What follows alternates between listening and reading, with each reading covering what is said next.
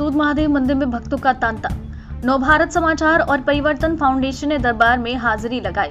जम्मू कश्मीर से कटरा से लगभग 120 किलोमीटर दूर सूद महादेव का मंदिर है। बताया जाता है कि मां पार्वती जब शिव जी की आराधना और पूजा करती थी तो सूद नामक राक्षस उनके पूजा में विघ्न डालता और पूजा पाठ की सामग्री फेंक दिया करता। एक दिन मां पार्वती उस राक्षस से परेशान होकर भगवान शिव से प्रार्थना करती है तो भगवान शिव ने कैलाश पर्वत से ही अपने त्रिशूल को फेंका, जिससे सूद नामक राक्षस की मौत हो गई।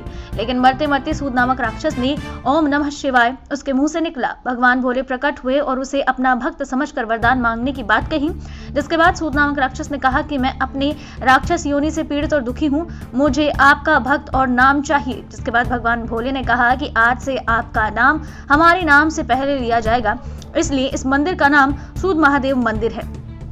बड़ी बात यह है कि जो त्रिशूल से सूद राक्षस की हत्या हुई वो आज भी मां वैष्णो देवी के दरबार से महज 120 किलोमीटर पर स्थापित है, जिसका एक हिस्सा पाताल में है तो दो हिस्से मंदिर की चौखट पर लगे हैं। बताया जाता है कि यहाँ जो भी मुराद मांगता है उसकी मुराद पूरी होती है। जिसका शादी विवाह नहीं होता वो अगर यहाँ पहुंचकर सच्चे मन से पूजा पाठ और आराधना करता है तो उसकी मनोकामना पूरी होती है। नवभारत समाचार के लिए जम्मू कश्मीर से संजय कुमार के साथ मुरारी सिंह की खास रिपोर्ट। अब मैं वो तस्वीर नवभारत समाचार के माध्यम से दिखाना चाहूंगा जो आप लोग देखने के बाद सुने कि सूद महादेव मंदिर का नाम कैसे पड़ा।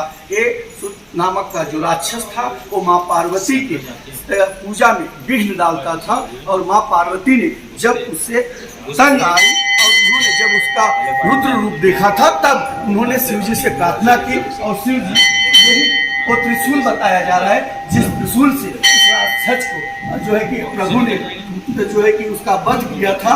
और बड़ी बात यह है कि त्रिशूल का जो एक हिस्सा आप देख सकते होंगे ऊपर का, वह हिस्सा जमीन के अंदर चला गया जिसका आज तक पता नहीं चला है। तो सूद महादेव मंदिर जो जम्मू कश्मीर में है इसकी यही विशेषता है। जो भी भक्त यहाँ मत्था टेकता है या जिसके शादी विवाह नहीं होते हैं वो यहाँ दर्शन करता है तो उसे उसका लाभ मिलता है।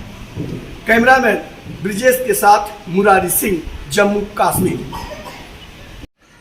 जय माता दी। जम्मू कश्मीर के कटरा से अब हम अलग अलग स्थानों पर माता रानी के दर्शन के अलावा और देव स्थलों का दर्शन कर रहे हैं। हमारे साथ एक मंदिर के पुजारी हैं, उनसे बात करेंगे कि यहाँ पर जो प्रतिमाएं हैं ये प्रतिमा किसकी है और यहाँ की महानता क्या है। महाराज जी, सबसे पहले हम आपसे जानना चाहेंगे कि हम इस समय कहाँ पर हैं और यहाँ की विशेषता क्या है। आप इस समय सूद महादेव में है और यहाँ पे एक मानतलाई है। मानतलाई में राजा हिमाचल मैनदेव जी रहते थे तो उनके घर में पार्वती का जन्म हुआ। वहाँ से पार्वती घोड़ी कुंड जगह का नाम वहाँ जाता है। वहाँ से यहाँ आते ही यहाँ एक शिवलिंग स्थापित किया था पार्वती ने इस जगह में। तो पार्वती यहाँ जल फूल अर्पण करके मानतलाई चले जाते थे। दूसरे समय यहाँ पे सुदंत नाम का राक्षस रहा करता था जो भी भगवान शंकर जी का ही कोई भक्त था, मगर उसे किसी श्राप की वजह से जो राक्षस का रूप प्राप्त हुआ था। उसने जब पार्वती पूजा करती, पार्वती पूजा में विघ्न डालता था। वो कभी पत्थर फेंकना, कभी कुछ करना, तो वो इसके लिए फेंकता था मुक्ति पाने के लिए। एक दिन उसे ऐसा लगा कि मेरी मुक्ति नहीं होगी, क्योंकि पार्वती की पूजा करके चले जाते हैं। और जैसे मानतलाई से घोड़ी कुंड से स्नान करके माता पार्वती यहाँ पूजा करने जब आने लगी तो आगे उसने अपना एक भयंकर रूप धारण किया था। तभी पार्वती ने उसका रूप देखा और पार्वती ने शंकर भगवान से प्रार्थना की, हे प्रभु मेरी रक्षा करो। उस समय भगवान शंकर जी ने कैलाश पर्वत में से त्रिशूल छोड़ा। जैसे त्रिशूल उस राक्षस को लगा, राक्षस धरती गिरा, उसके मुख से ओम नमः शिवाय निकला। भगवान शंकर ने सोचा कि मेरा ही भक्त मेरे हाथ से मारेगा तो भगवान शंकर यहाँ स्वयं प्रकट हो गया। भगवान शंकर कहते हैं उससे वरदान मांगो। तो जैसे यहाँ पे सूद महादेव नाम पड़ा है। सूद उसने कहा, हे प्रभु मुझे जो श्री जय राक्षस का मिला हुआ मैं इससे मुक्ति पाना चाहता हूँ। तभी यहाँ का नाम पड़ा सूद महादेव। सूद जो है वो राक्षस की मुक्ति और महादेव शंकर जी का नाम है। और पार्वती को विवाह का वरदान यहाँ प्राप्त हुआ। शादी जो है वो मानतलाई में हुआ। इस मंदिर में एक मूर्ति विराजमान है जो किसान हल चला रहा था।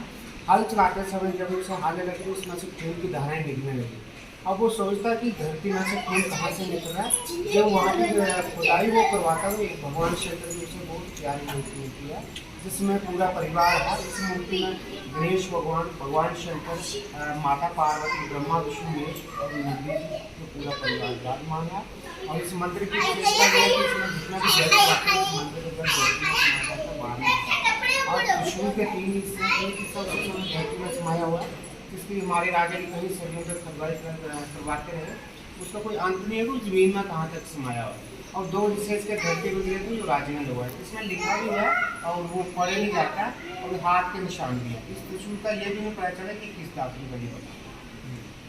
आखिरी सवाल होगा आपसे, यहाँ से जो भक्त आते हैं यहाँ पर कब जो है कि जलसा होता है, उत्सव होता है, या कह सकते हैं मेला लगता है? यहाँ पे देखो, जिस दिन राक्षस को यहाँ भगवान शंकर जी ने मुक्ति प्रदान की तो वो जून में आती है, जून में पूर्णमासी आती है। उस समय भगवान शंकर जी ने उस राक्षस को मुक्ति प्रदान की थी और पार्वती को विवाह का वरदान यहाँ प्राप्त हुआ था। तो उन्हीं की यादगिरी में यहाँ पे 3 दिन का मेला लगता है सुषमा देवी। और वो जो है दूर दूर से जाती है, तो यहाँ पे राशि जाकर चलती ही जाती है।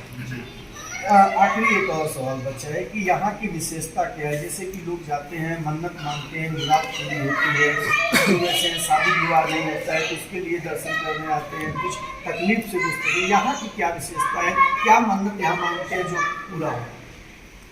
यहाँ पे सभी आते हैं, जो भी माता देखते जाते हैं, जिनकी शादी में होती है, जो भी है अपने भगवान से प्रार्थना करते हैं कि हमारे लिए काम सिद्ध होना चाहिए, तो भगवान सबकी पुकार सुनते हैं और वो दोबारा भी यहाँ माता देखने आते हैं कि भोलेनाथ जी ने हमारी मनोकामना। आखिरी सवाल, मंदिर का नाम पूरा क्या है और किसके नाम से पड़ा है मंदिर का नाम? मंदिर का नाम है शुद्ध महादेव। शुद्ध जो है वो राक्षस की मूर्ति है और महादेव शंकर भोलेनाथ का नाम। ये कहाँ जम्मू में पड़ता है? हाँ, जम्मू कश्मीर में पड़ता है। मैं इस समय जम्मू कश्मीर में हूँ और मंदिर के महंत जो शुद्ध महादेव का मंदिर है, कहा जाता है कि माँ पार्वती जब यहाँ पूजा अर्चना करती थी तो जो राक्षस था वो उनके पूजा में विघ्न डालता था और उसके बाद उसका रुद्र रूप माता ने देखा और भगवान भोलेनाथ से प्रार्थना की। भोलेनाथ अपने स्थान से त्रिशूल फेंका और उस राक्षस का वध हुआ। वह मरते समय ओम नमः शिवाय कहा, जिसके बाद भोलेनाथ ने उसे वरदान देने के रूप में प्रकट हुए। तो उसने राक्षस योनि मुक्ति के साथ अपने नाम की मांग की थी, जिसके बाद महादेव ने अपने नाम के साथ उसका नाम जोड़ा और शुद्ध महादेव नाम से ये मंदिर जाना जाता है। अब मैं अपने कैमरामैन से गुजारिश करूंगा कि वो शिवलिंग दिखाने की कोशिश करे जो किसान ने हल चलाते समय लगा था और इसकी जो विशेषता है वो भी दिखाने की कोशिश करेंगे। यह पहला शिवलिंग है ये वाला जो लगातार यहाँ पर माता रानी के भव्य में है और ये शिवलिंग है जहाँ से किसान को और अन्य भक्त यहाँ दर्शन करने आते हैं। ये प्रतिमा है, आप देख सकते हैं पूरा परिवार ब्रह्मा विष्णु महेश, माँ पार्वती, शिव और गणेश विराजमान हैं। दूर दराज से श्रद्धालु इस मंदिर में दर्शन करने के लिए पहुंचते हैं। मैं ये भी बता दूं कि इस मंदिर में लोग पूजा पाठ करते हैं, अर्चना करते हैं और जो मुराद मांगते हैं वो पूरी होती है। जून महीने में भी यहाँ 3 दिन का मेला लगता है और इस मेले में दूर दराज से श्रद्धालु आते हैं। और अब मैं उस प्रतिमा को दिखाना चाहूँगा जिसके नाम से भगवान भोलेनाथ ने प्रकट होकर के उस प्रतिमा को दिखाने की कोशिश की थी और यह वह त्रिशूल का भी हम तस्वीर आपको दिखाएंगे जो हिस्से हिस्से में चलता है। नवभारत समाचार के लिए मुरारी सिंह।